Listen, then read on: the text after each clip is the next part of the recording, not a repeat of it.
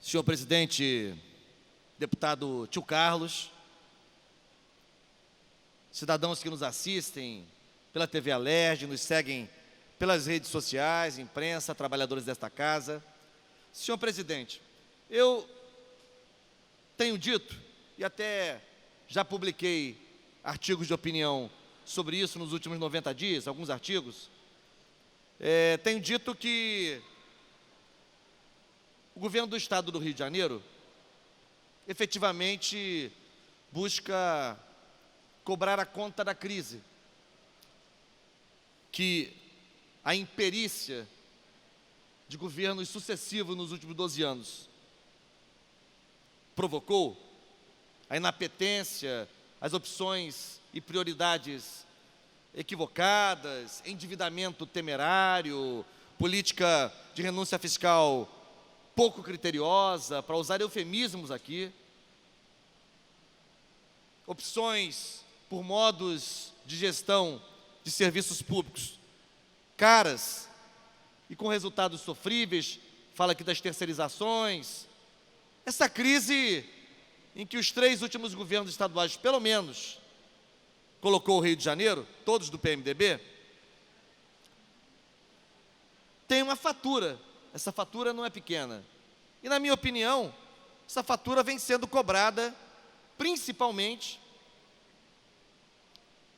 do serviço público e de seus servidores, consequentemente, de parcela expressiva da população fluminense, que depende da prestação desses serviços públicos, da educação, da saúde.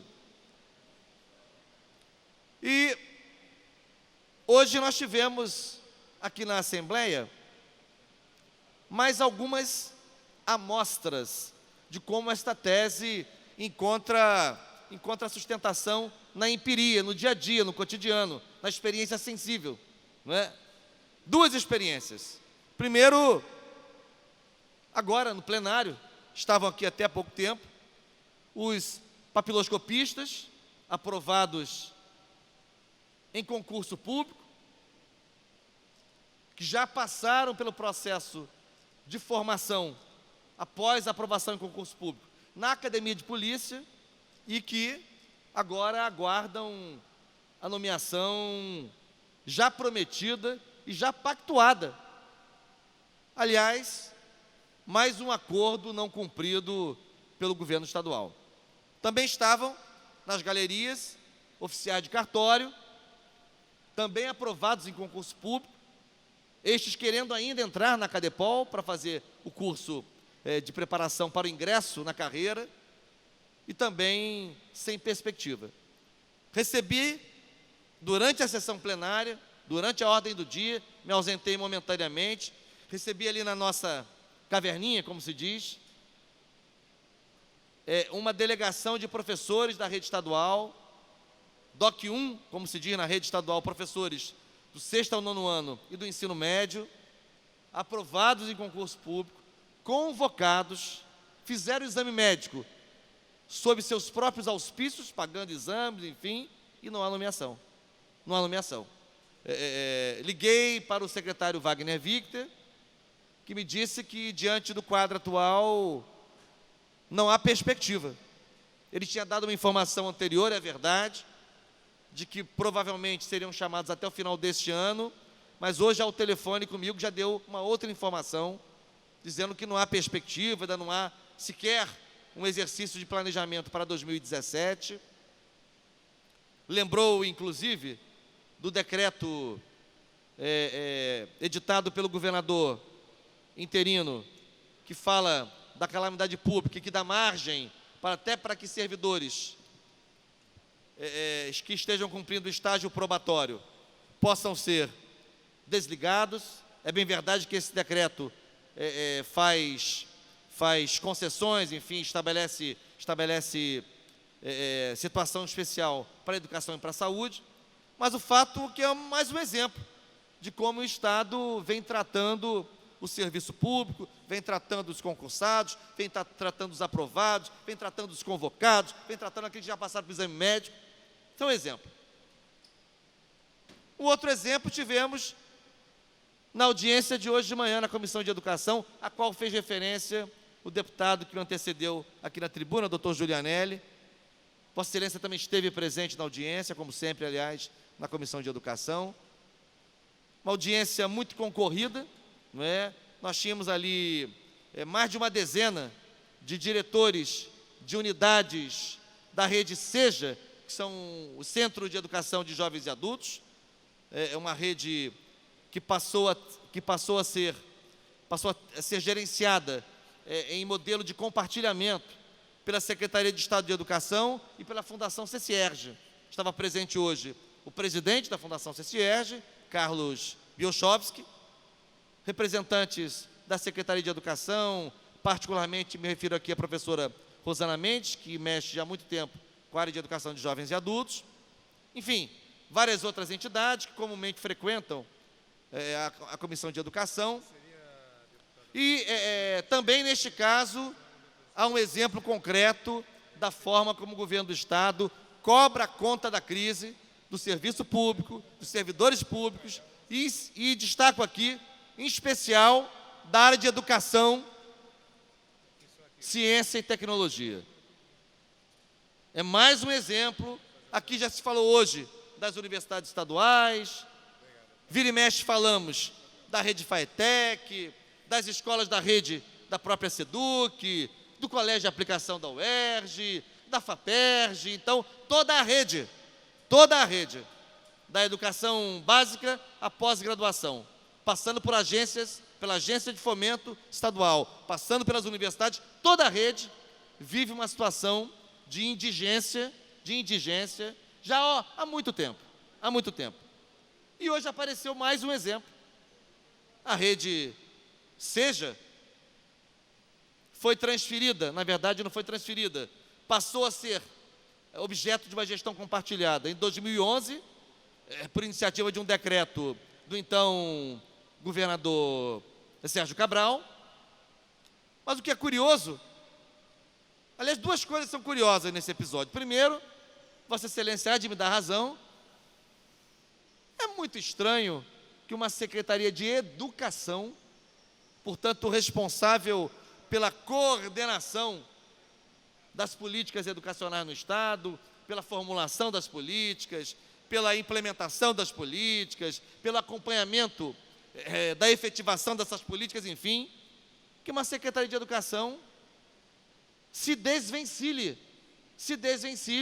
de uma modalidade da educação básica, que é a educação de jovens e adultos. É estranho, é muito estranho isso. É como se a Secretaria de Saúde decidisse, por exemplo, não mais se ocupar da cardiologia, ou da pediatria, ou da ginecologia. Ora, a educação de jovens e adultos é uma modalidade da educação básica, definida, conceituada pela Lei de Diretrizes Básicas da Educação Nacional, assim como são modalidades também a educação rural, a educação especial, enfim. E, além disso, a educação de jovens e adultos, ela tem um componente muito importante, fundamental até, que é o componente do resgate da dívida social que o poder público tem com jovens e adultos que, no limite, foram expulsos, entre aspas, da escola pública, tiveram um percurso muito acidentado, não puderam completar seus estudos na chamada idade própria, em geral em função de profissionalização precoce, em geral em função de condições objetivas de vida muito adversas. E na educação de jovens e adultos eles têm, afinal de contas, a possibilidade de recuperar, tirar a diferença. Quem dera, deputado Tio Carlos, o Brasil pouco a pouco caminhasse para, enfim, uma situação em que não houvesse mais necessidade de ter educação de jovens e adultos. No limite, esse é o ideal. Não ter a necessidade de alunos matriculados na educação de jovens e adultos será a certeza de que resolvemos o problema da educação básica na idade própria. Estamos longe disso. Ainda somos mais de 13 milhões de analfabetos desse país, sem falar na chaga do analfabetismo funcional.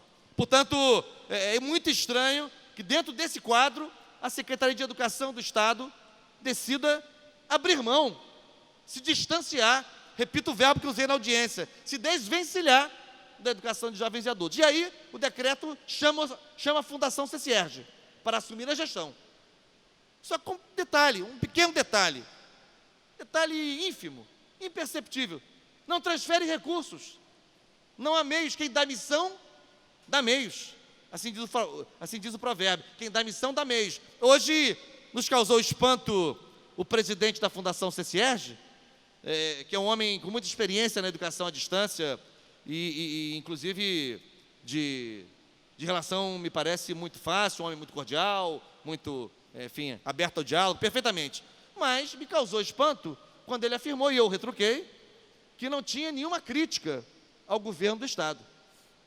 Enfim, eu perguntei, mas presidente, de quanto a Fundação CCERJ depende para custear ao longo do ano a rede Seja?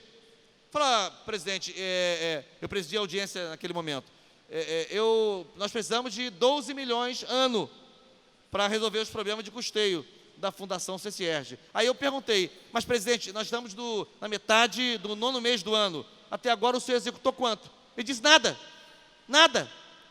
zero, rosca, nada.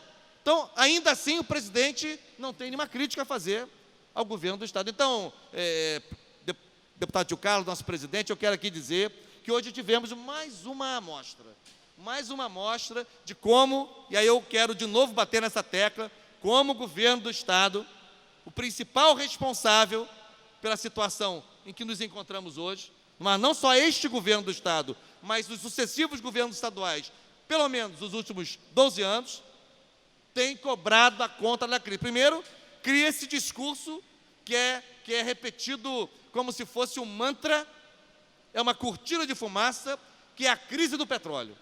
A crise do petróleo explica tudo, é uma panaceia, mas na verdade, o governo do Estado, que é responsável direto, os sucessivos governos estaduais dos últimos tempos, tenta cobrar conta dessa crise aos servidores públicos e ao serviço público, porque não há prestação de atendimento à população em nenhuma área sem serviço público. O serviço público deve ser algo continuado, e para ser continuado depende de servidor público concursado, com carreira, com horizonte de possibilidades profissionais no serviço público. Então, o governo do Estado do Rio de Janeiro cobra conta da crise do serviço público e dos servidores públicos e, consequentemente, da população que precisa desta prestação de serviço público, aliás, pela qual ela paga ao recolher impostos ao longo de todo o ano. E cobra especificamente a conta da crise, da educação, da ciência, da tecnologia, transformando as universidades estaduais, a rede estadual de educação, a rede FAETEC, o colégio de aplicação da UERJ, em sucatas em instituições, não obstante o esforço de seus profissionais, não obstante o esforço de vários segmentos da sociedade que se mobilizam, mas é uma vergonha constatar que a UERJ, o colégio de aplicação, glorificado por todos e todas, respeitado como referência de qualidade acadêmica na educação básica, esteja enfrentando esse momento de indigência por que passa. Portanto, eu queria aqui me pronunciar e dizer que nada disso é casual, nada disso é obra de geração espontânea, isso é obra humana, e especificamente, isto é obra da imperícia, da inapetência, da incompetência dos últimos governos do Estado do Rio de Janeiro. Muito obrigado.